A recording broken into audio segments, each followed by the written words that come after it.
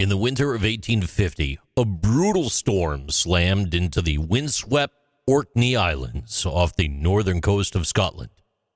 Winds over 100 miles an hour, 160 kilometers per hour, battered the coastline, and the sea raged against the land, tearing into the dunes along the Bay of Skara.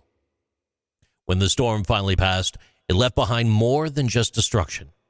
Beneath the ripped-away sand, something ancient had stirred. A local farmer, William Watt, stepped out to check his land for damage, and what he found would rewrite human history. Poking through the exposed earth were stones, outlining of what looked like many different rooms, walls still standing, hearths still centered, stone furniture still in place, as though waiting for its owners to return.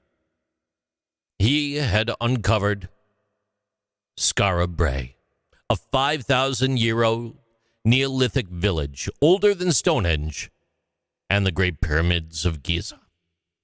And what makes Skara Brae remarkable is not just its age, but its condition.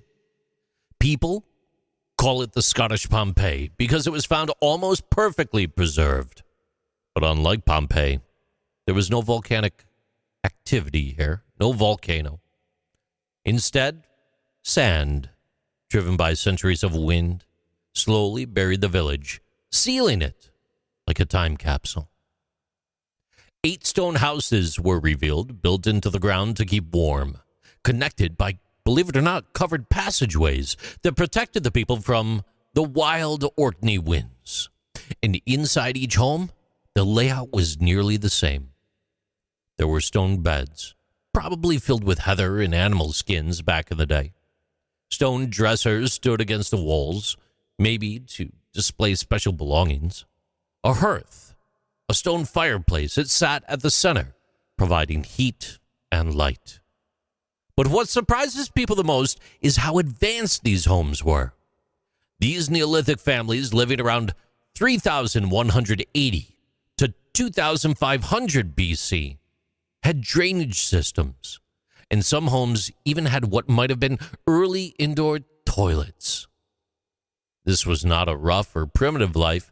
These were skilled builders and craftspeople. Archaeologists found even more clues about their lives. Grooved ware pottery, beads, bone tools, and even gaming pieces. They all suggest that these people did more than just survive. They created, they traded, they played. And as for weapons, there were none. Unlike later times, the people of Skara Brae may have lived in peace, relying on the sea, their farms, and each other. But like all great settlements, they vanished. Around 2,500 BC, the village was abandoned. Do you know why? We don't. No one knows for sure. Some think that it could have been a huge sandstorm that forced them out. And if you hear the song in your head right now, like I do, it's a special moment. Others believe rising seas or coastal erosion made it impossible to stay put there. Today, Skara Brae stands as Europe's most complete Neolithic village, recognized as a UNESCO World Heritage Site. Over 110,000 visitors come here to walk those paths each year. Yet the same forces that once buried it now threaten to wash it away. Rising sea levels, stronger storms, it's all eroding the coastline again.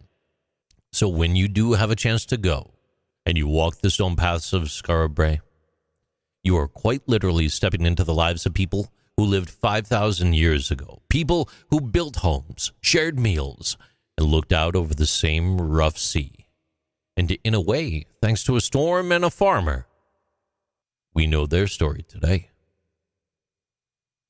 These are Interesting Things with JC.